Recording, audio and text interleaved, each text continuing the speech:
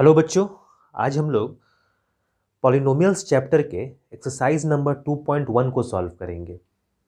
Problem number first को देखते हैं। पहले क्वेश्चन पढ़ लेते हैं क्या है। Which of the following expressions are polynomials in one variable and which are not, state reasons for your answer. इस क्वेश्चन में हम लोग को बताना है कि गिवन एक्सप्रेशन जो है पॉलिनोमियल्स है या नहीं। अगर है तो उसके लिए रीज़न बताना है और नहीं है तो उसके लिए रीज़न बताना है। फर्स्ट प्रॉब्लम देखते हैं कि कैसे इसको हम लोग समझेंगे। फर्स्ट क्वेश्चन है 4x² minus 3x plus 7। First question है 4x² minus 3x plus 7। Clearly ये पॉलिनोमियल होगा, इसलिए कि यहाँ पे जो वेरिएबल है, पहले तो ये क्लियर करना होगा कि वेरिएबल क्या है। तो वेरिएबल क्या है, इसमें x वेरिएबल है। इसका एक्सप्रेशन में x, y, z इस तरह से जो भी अल्फ़ाबेट्स मिले उसको वेरिएबल कहेंगे। ठीक है, तो यहाँ पे कितना वेरिएबल है? केवल एक ही वेरिएबल है x के रूप में, तो ये सिंगल वेरिएबल हुआ। तो प्रॉब्लम में ये पूछा जा रहा है कि कौन सा पॉलिनोमियल जो है वन वेरिएबल में है। तो ये वन वेरिएबल में है और साथ ही साथ पॉलिनोमियल होने के लिए जो पावर है वेरिएबल का वो पॉजिटिव होना चाहिए। क्लियर है? या होल नंबर बोल सकते हैं आसान भाषा में। मतलब यहाँ x का पावर क्या है 2, यहाँ x का पावर क्या है 1। तो यहाँ कोई भी 0 से कम का पावर नहीं है, नेगेटिव पावर नहीं है। तो इसको कहेंगे कि ये एक पॉलिनोमियल है। इसको बोलेंगे yes it is a polynomial in one variable. समझ में आ गया होगा। पहले तो चेक करेंगे कि वेरिएबल कितना है। तो एक वेरिएबल है x के रूप में। उसके बाद ये पॉलिनोमियल है या नहीं ये चेक करेंगे। तो उसके लिए नेगेटिव पावर नहीं होना चाहिए वेरिएबल का। यहाँ पॉजिटिव पावर है 2 है 1 है, 0 भी हो सकता है लेकिन 0 से कम नहीं होना चाहिए, -½ -1 -2 इस तरह से नहीं होना चाहिए। ठीक है, तो फर्स्ट क्वेश्चन जो है हम लोग का वो पॉलिनोमियल होगा वन वेरिएबल में। प्रॉब्लम नंबर 2 में y² प्लस √2 गिवन है। प्रॉब्लम नंबर 2 इसमें गिवन है y² प्लस √2। तो ये डिसाइड करना है कि ये सिंगल वेरिएबल पॉलिनोमियल है या भी नहीं। ठीक है, ये सिंगल पॉलिनोमियल है या नहीं ये डिसाइड करना है। तो सबसे पहले यहाँ पे वेरिएबल चेक करेंगे। वेरिएबल क्या है y, और इसके अलावा कोई वेरिएबल नहीं है, ये कांस्टेंट है। तो इसको पॉलिनोमियल कहेंगे और साथ ही साथ ये इसका जो पावर है ये क्या है पॉजिटिव है। तो इसको हम लोग बोलेंगे कि पॉलिनोमियल है और साथ ही साथ वन वेरिएबल का पॉलिनोमियल है। इसमें y को छोड़ के बाकी जो भी टर्म है वो क्या है कांस्टेंट है, साथ में कोई और वेरिएबल नहीं है। तो ये पॉलिनोमियल होगा और सिंगल वेरिएबल का होगा। ठीक है, अब प्रॉब्लम नंबर 3 की तरफ मूव करते हैं। प्रॉब्लम नंबर 3 में क्वेश्चन कुछ ऐसा दिया गया है 3√t प्लस t√2 t√2। तो इसको चेक करना है कि ये पॉलिनोमियल इन वन वेरिएबल है या नहीं। तो सबसे पहले इसको चेक करेंगे पॉलिनोमियल है या नहीं। तो यहाँ पे देख रहे हैं कि जो t का पावर है इसको ऐसे लिख सकते हैं हम लोग इक्वल्स टू 3t के पावर ½ प्लस t√2। तो अभी हम लोग कहे थे कि जो पावर है वेरिएबल का वो पॉजिटिव होना चाहिए और होल नंबर होना चाहिए। तो उसमें फ्रैक्शन अलाउड नहीं है, यहाँ पे फ्रैक्शन हो गया तो ये पॉलिनोमियल नहीं होगा। लेकिन सिंगल वेरिएबल है ये, टी के अलावा कोई दूसरा वेरिएबल नहीं है।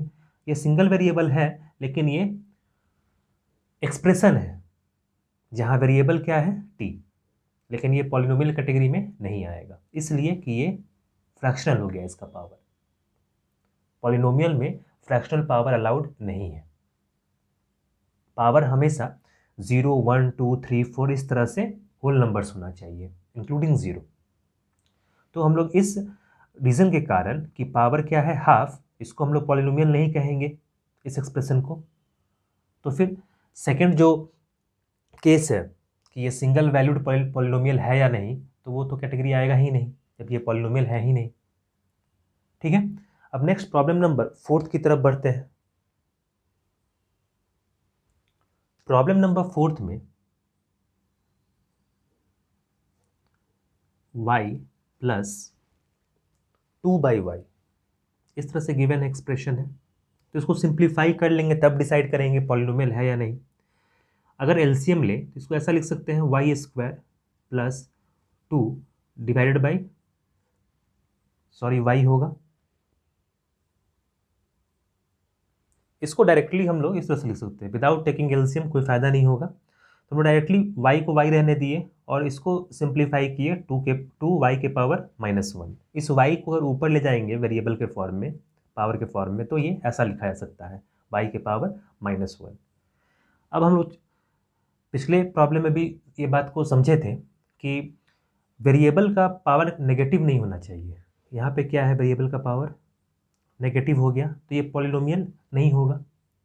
लेकिन वेरिएबल अभी भी क्या है, सिंगल, ये सिंगल वैल्यूड पॉलिनोमियल कैटेगरी में नहीं आएगा। वेरिएबल y है यहाँ पे और एक ही वेरिएबल है, लेकिन ये पॉलिनोमियल है नहीं, तो ये पॉलिनोमियल इन वन वेरिएबल नहीं होगा। क्लियर है? अगर यहाँ पॉजिटिव पावर होता तब हम लोग कहते हैं ये वेरिएबल एक है और पॉलिनोमियल भी है, तब यहाँ पे हम लोग क्या लिखते हैं, यस। लास्ट क्वेश्चन की तरफ बढ़ते हैं, प्रॉब्लम नंबर 5 की तरफ। प्रॉब्लम 5 में कुछ इस तरह से एक्सप्रेशन दिया गया है, x के पावर 10 है plus y to the power 3 and plus t to the power 50, कुछ ऐसा दिया गया है। तो यहाँ पे हम लोग देख रहे हैं कि एक वेरिएबल x हो गया, दूसरा वेरिएबल y हो गया और तीसरा वेरिएबल t हो गया। तो प्रॉब्लम में पूछा गया है पॉलिनोमियल इन वन वेरिएबल, तो ये 3 वेरिएबल्स हो गया, तो हम लोग कहेंगे कि ये पॉलिनोमियल इन सिंगल वेरिएबल नहीं है, इसमें अलग अलग वेरिएबल है इसलिए। तो फर्स्ट जो 2 क्वेश्चन दिया गया है केवल वही है problem in polynomial in one variable. Next हम लोग प्रॉब्लम नंबर 2 की तरफ बढ़ते हैं, प्रॉब्लम नंबर 2 की तरफ। प्रॉब्लम नंबर 2 में पहले क्वेश्चन को पढ़ लेते हैं। Right the coefficients of x² in each of the following. इस क्वेश्चन में हम लोग को जो भी एक्सप्रेशन दिया गया है उसमें x² के कोएफिशिएंट को बताना है। फर्स्ट क्वेश्चन लेते हैं। फर्स्ट क्वेश्चन में 2 प्लस x²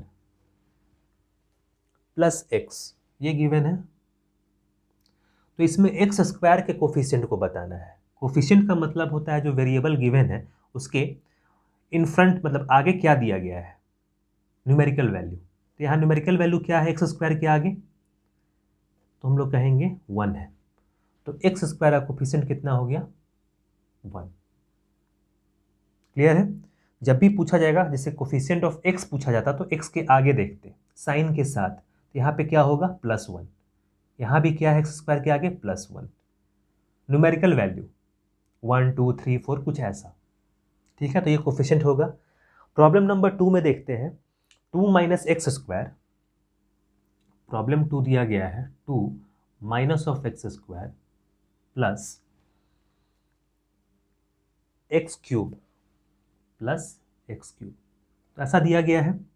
यहाँ भी हम लोग को x² का कोएफिशिएंट बताना है, तो x² के जब आगे देखेंगे तो यहाँ क्या है, माइनस और साथ में 1 है, तो हम लोग कहेंगे कि इसका कोएफिशिएंट जो है वो -1 होगा। समझ में आ रहा होगा? नेक्स्ट प्रॉब्लम नंबर 3 की तरफ देखते हैं। प्रॉब्लम नंबर 3 जो है वो है π/2 x² प्लस x। यहाँ भी हम लोग को x² का कोएफिशिएंट बताना है, तो सिंपली क्या है, x² के आगे में π/2, तो π/2 क्या हो जाएगा इसका, कोफिशिएंट हो जाएगा। और साइन के साथ हम लोग मेंशन करेंगे, इस बात का ध्यान रखेंगे।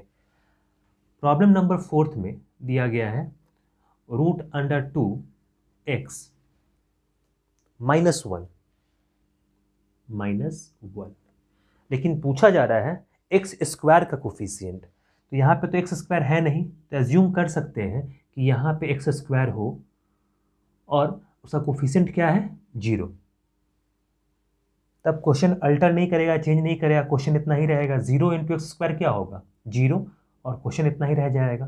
तो यहाँ पे हम लोग जब इसको इस तरीके से लिख रहे हैं तो यहाँ पे कोफिशिएंट क्या लिखे 0, तो हम लोग कहेंगे कि इसका कोफिशिएंट क्या हो जाएगा 0। तो जहाँ पे टर्म्स नहीं हो और फिर भी कोफिशिएंट पूछा जा रहा हो तो वहाँ पे उस तरह का केस हम लोग खुद से क्रिएट करेंगे। जैसे एक्स स्क्वायर यहाँ पे नहीं था, एक्स स्क्वायर क्रिएट किए और साथ में 0 से मल्टीप्लाई किए, तो ये क्या हो जाएगा टोटली 0, और क्वेश्चन में कोई चेंजेस नहीं आएगा। तब इसका कोफिशिएंट कितना हो जाएगा 0। तो इस तरह से हम लोग किसी भी एक्सप्रेशन में किसी का भी कोफिशिएंट हम लोग बता सकते हैं। ठीक है, समझ में आया होगा। अब नेक्स्ट हम लोग प्रॉब्लम नंबर 3 की तरफ बढ़ते हैं। प्रॉब्लम नंबर 3 में गिवन है give one example each of a binomial of degree 35 and a monomial of degree 100। तो फर्स्ट केस में कहा गया है कि हम लोग को एक बाइनोमियल एक्सप्रेशन क्रिएट करना है। तो बाइनोमियल एक्सप्रेशन कैसा होता है जिसमें दो टर्म हो, तो कुछ ऐसा हम लोग क्रिएट कर सकते हैं x - 2x, तो ये एक बाइनोमियल टर्म हुआ। और ये इसमें हम लोग को कहा गया है कि डिग्री 35 होना चाहिए।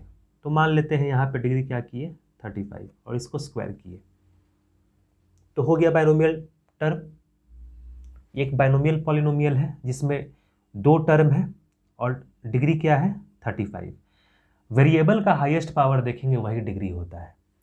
तो वेरिएबल क्या है यहाँ पे x है और उसका हाईएस्ट पावर क्या है 35। तो इसको कहेंगे कि x² - 2x के पावर 35 ये एक बाइनोमियल एक्सप्रेशन है या एक बाइनोमियल पॉलिनोमियल है। क्लियर है। अब आते हैं सेकंड केस में। सेकंड केस में कहा गया है कि मोनोमियल बनाना है हम लोग को जिसका डिग्री 100 है। मोनोमियल का मतलब होता है केवल उसमें एक टर्म होना चाहिए। तो मान लेते हैं उसमें वेरिएबल क्या है x और इसका पावर क्या रखते हैं 100। तो ये मोनोमियल हो गया x के पावर 100, इसका डिग्री क्या है 100। ऐसे भी अगर रखें 2x के पावर 100 तो ये भी क्या होगा मोनोमियल होगा। 2 × x के पावर 100 भी मोनोमियल होगा। 2y के पावर 100 ये भी मोनोमियल होगा। बस सिंगल टर्म होना चाहिए और जितना डिग्री दिया गया है उसको हम लोग उसके ऊपर लिख लेंगे। और ये बाइनोमियल है जहाँ पे डिग्री हाईएस्ट कितना होना चाहिए 35 और दो टर्म हम लोग क्रिएट कर लेंगे। यहाँ x भी रखते हैं तो फर्क नहीं पड़ता। दूसरा अगर बाइनोमियल टर्म अगर देखना चाहते हैं तो ऐसा लिख सकते हैं y + y के पावर 35, ये भी एक बाइनोमियल टर्म है जहाँ पे डिग्री क्या होगा 35। तो खुद से हम लोग इसको क्रिएट कर सकते हैं। तो प्रॉब्लम नंबर 3 में हम लोग को बाइनोमियल एक्सप्रेशन क्रिएट करना था और साथ ही साथ मोनोमियल क्रिएट करना था। तो इस तरह से हम लोग इसको सॉल्व करेंगे। नेक्स्ट अब प्रॉब्लम नंबर 4 की तरफ बढ़ते हैं। प्रॉब्लम नंबर 4 में गिवन है right the degree of each of the following polynomials. कुछ एक्सप्रेशंस दिया गया है जिसमें हम लोग को देख के उसका डिग्री बताना है। फर्स्ट क्वेश्चन लेते हैं। फर्स्ट क्वेश्चन में कहा गया है 5x³ + 4x² + 7x, 4x² + 7x। तो डिग्री फाइंड करना तो काफ़ी आसान है। अगर पॉलिनोमियल को समझना आ गया तो डिग्री भी फाइंड आसानी से कर सकते हैं। गिवन प्रॉब्लम क्या है 5x³ + 4x² + 7x। तो पहले वेरिएबल चेक करेंगे। वेरिएबल कौन सा है x है और ये सिंगल वेरिएबल में है पॉलिनोमियल। और वेरिएबल का हाईएस्ट पावर चेक करेंगे। यहाँ पे क्या है 3, यहाँ 2 है और यहाँ क्या है 1। तो इसमें सबसे बड़ा कौन सा है 3। तो हम लोग कहेंगे कि इसका डिग्री क्या है 3। हाईएस्ट पावर देखेंगे 3, 2 और 1 में हाईएस्ट पावर क्या है 3। तो कहेंगे कि ये पॉलिनोमियल जो है इसका डिग्री कितना है 3। समझ में आया। नेक्स्ट प्रॉब्लम नंबर 2 को सॉल्व करते हैं। प्रॉब्लम नंबर 2 में 4 माइनस वाई स्क्वायर गिवन है, 4 माइनस वाई स्क्वायर। तो यहाँ पे तो दिक्कत नहीं है क्योंकि यहाँ पे सिंगल वेरिएबल है केवल y यहाँ पे, और इसका पावर क्या है 2। तो इसका हम लोग कहेंगे कि डिग्री कितना है 2, क्योंकि एक तो कांस्टेंट है, केवल वेरिएबल का पावर देखना है। जैसे यहाँ x था तो x का क्यूब है, x का स्क्वायर है, x का पावर 1 है, तो इन सभी में सबसे बड़ा कौन है 3। नेक्स्ट प्रॉब्लम नंबर 3 को सॉल्व करते हैं। प्रॉब्लम नंबर 3 में 5t माइनस √7 ऐसा दिया गया है। तो यहाँ पे सिंगल वेरिएबल कौन सा है t, और इसका डिग्री क्या है 1। इसको ऐसा लिख सकते हैं ना 5 की पावर 1, तो डिग्री कितना हो जाएगा इसका 1। प्रॉब्लम नंबर 4 देखते हैं। प्रॉब्लम 4 में 3 है, केवल कांस्टेंट दिया गया है 3। तो यहाँ पे इसका डिग्री फाइंड करने के लिए ये कांस्टेंट पॉलिनोमियल है, तो इसको ऐसा लिख सकते हैं x के पावर 0। x के पावर 0 कितना होता है 1, तो 3 इंटू 1 क्या देगा 3 ही देगा, इससे कोई चेंज नहीं आएगा क्वेश्चन में। तो यहाँ पे हम लोग जब इसको पॉलिनोमियल की तरह ट्रीट किए तो x के पावर कितना मिला 0, तो कहेंगे कि इसका डिग्री क्या है 0। हाईएस्ट पावर तो वही है, 0 के अलावा कुछ नहीं है। तो इस तरह से हम लोग किसी भी पॉलिनोमियल का हम लोग डिग्री फाइंड करेंगे। समझ में आ रहा होगा। अब हम लोग नेक्स्ट प्रॉब्लम नंबर 5 की तरफ बढ़ते हैं। प्रॉब्लम नंबर 5 इस एक्सरसाइज का लास्ट प्रॉब्लम है। प्रॉब्लम 5 में क्वेश्चन को पहले पढ़ लेते हैं। Classify the following as a linear, quadratic and cubic polynomial. तो गिवन पॉलिनोमियल्स में हम लोग को देखना होगा और फाइंड करना होगा कि लीनियर कौन सा है, क्वाड्रेटिक कौन सा है और क्यूबिक कौन सा है। फर्स्ट क्वेश्चन को देखते हैं। फर्स्ट क्वेश्चन में कहा गया है एक्स स्क्वायर प्लस एक्स। तो लीनियर, क्वाड्रेटिक और क्यूबिक फाइंड करने के लिए हम लोग को डिग्री देखना होता है वेरिएबल का। जैसे यहाँ एक्स स्क्वायर है और एक्स है, तो हाईएस्ट डिग्री क्या है 2 है।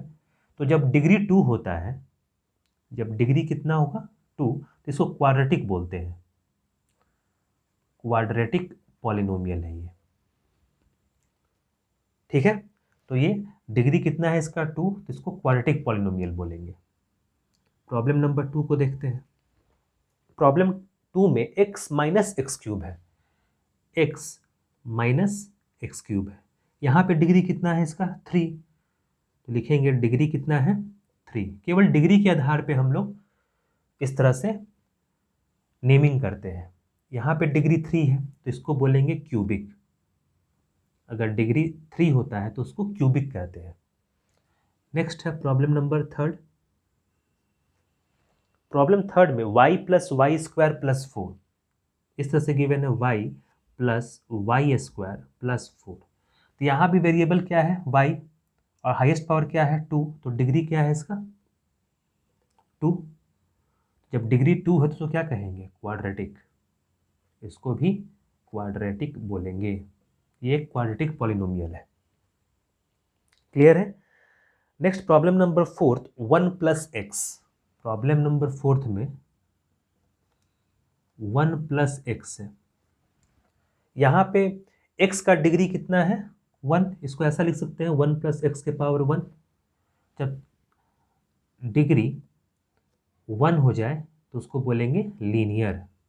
ये क्या है लीनियर। जब डिग्री 1 तो लीनियर कहेंगे, जब डिग्री 2 होगा तो क्वाड्रेटिक, 3 होगा तो cubic. Problem number 5। Problem number 5 में दिया गया है 3 इंटू टी।